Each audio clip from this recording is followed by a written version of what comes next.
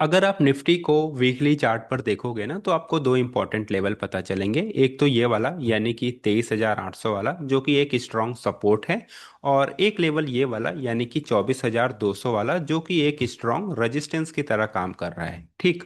और ये जो 24,200 का लेवल है ना, अगर आप यहाँ पर देखोगे तो यार निफ्टी पिछले 5 महीने से इस लेवल को क्रॉस करने की कोशिश कर रहा है।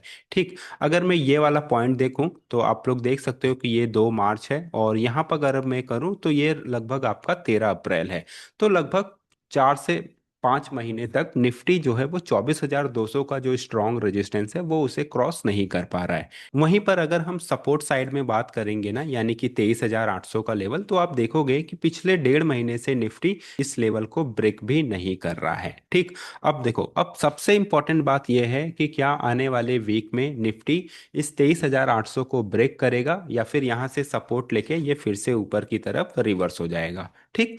डेली टाइम फ्रेम पर आएंगे ना तो आपको एक चीजें ये पता चलेगी कि निफ्टी एक ट्रायंगल में इस तरीके से ट्रेड कर रहा था और नीचे की साइड में इसने ब्रेक डाउन दिया हुआ है, और कहीं ना कहीं ये वाली जो कैंडल बनी है ये एक बुलिशनेस शो करती है। और जिस तरीके से आज ऑयल 2% डाउन है, क्योंकि ऑयल जो है वो हैविली डिपेंड करता है कि कल मार्केट किस तरीके से ओपन होगा। अब क्योंकि क्रूड ऑयल आपका 2% नेगेटिव है, इसलिए मैं यहाँ पर एक और ग्रीन कैंडल का एक्सपेक्ट कर रहा हूँ। ठीक है।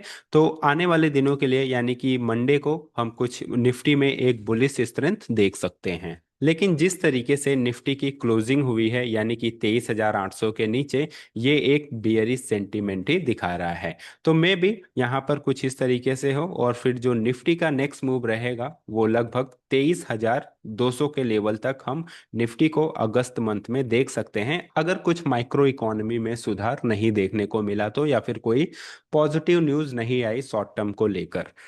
अब हम बात करते हैं कि निफ्टी में हम कल किस तरीके से अपना ट्रेड प्लान कर सकते हैं। तो देखो, ट्रेड प्लान करने के लिए ना आपके पास पहले तो दो इंपॉर्टेंट लेवल हैं। ठीक है। एक है 23,850 ऊपर के साइड में, और एक दूसरा लेवल है 23,750 नीचे के लेवल में।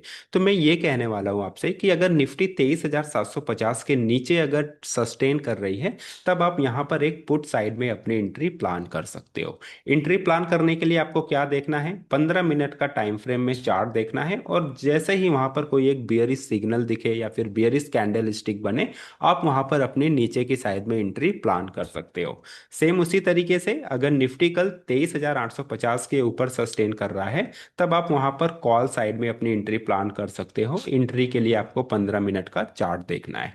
ठीक। अब मैं इस लेवल की क्यों बात कर रहा हूं, तो अगर आप ऑप्शन चेन का डेटा देखोगे ना, तब आपको चीजें थोड़ी सी बेहतर समझ में आएंगी। इसके बाद यानी कि 23,750 के बाद एवरी लेवल पर हमारा क्या है, सपोर्ट है। ठीक। क्योंकि जो आप ये बड़े बड़े ग्रीन कैंडल्स, कैंडल नहीं, ग्रीन बार देख रहे हो, ये एज ए सपोर्ट की तरह काम करेंगे। और वहीं पर अगर ये आपका 23,850 के ऊपर निकला, ठीक है, तो यहाँ पर आपको कुछ उतने बड़े कैंडल्स दिख नहीं रहे हैं। फिर सीधा आपको ये वाला रेजिस्टेंस दिखेगा जो कि 24,000 के लेवल तक का है। ठीक। तो अगर कल निफ्टी 23,850 के ऊपर सस्टेन करती है तो हमें कॉल के साइड में एक अच्छी सी एंट्री मिल सकती है, कहाँ तक, 24,000 तक। ठीक है। बाकी अगर आप पीसीआर वगैरह भी देखोगे तो पीसीआर वगैरह देखने पर भी हमें एक बुलिश सिग्नल ही देखने को मिल रहा है। तो अगर कल जो है निफ्टी पॉजिटिव रही तो हमें कॉल साइड में एक अच्छा सा ट्रेड मिल सकता है, लेकिन आप ट्रेड तभी प्लान करिएगा जब निफ्टी आपकी 23,850 के ऊपर आपकी सस्टेन करने लगे। तो कल के लिए मेरा ट्रेडिंग प्लान यही रहेगा कि मैं एक कॉल साइड में एंट्री प्लान करूं इंट्राडे ट्रेडिंग के लिए, और ये एंट्री मैं तब भी प्लान करूंगा जब ये 23,850 का लेवल सस्टेन करेगा। बाकी जो हम पोजिशनल ट्रेड प्लान करते हैं वो हम इस एक्सपायरी के बाद में करेंगे। ठीक है। आई होप गाइस आप लोग को ये सारी बातें समझ में आई होंगी, और अगर आप लोग को कल के लिए स्टॉक ढूंढना है तो एक स्टॉक है जुबलियन फूड वर्क। तो यहाँ पर क्या है ना कि जुबलियन फूड वर्क में आपको एक सपोर्ट के लेवल पर बुलिश एंगल्फिंग कैंडल बनता दिख रहा है, तो अगर उसका कंफर्मेशन आता है हम लोगों को, तो हम लोग वहां पर एक लॉन्ग एंट्री प्लान कर सकते हैं। देखो, अगर आप लोग वीकली चार्ट, सॉरी पहले डेली चार्ट देखते हैं। ठीक है। ठीक है, तो अगर आप लोग यहाँ पर डेली चार्ट देखोगे ना, तो डेली चार्ट में आपको यहाँ पर क्या दिख रहा है, एक बड़ा सा ग्रीन कैंडल दिख रहा है। और ये बड़ा सा ग्रीन कैंडल कहाँ पर बनता नजर आ रहा है, अपने सपोर्ट एरिया पे।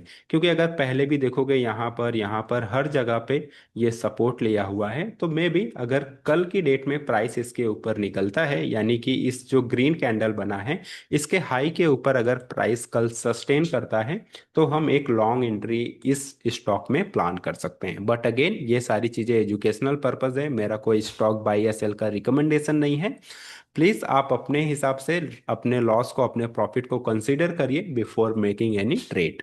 मिलते हैं हम अपने नेक्स्ट वीडियो में। आई होप आपको ये वीडियो पसंद आया हो।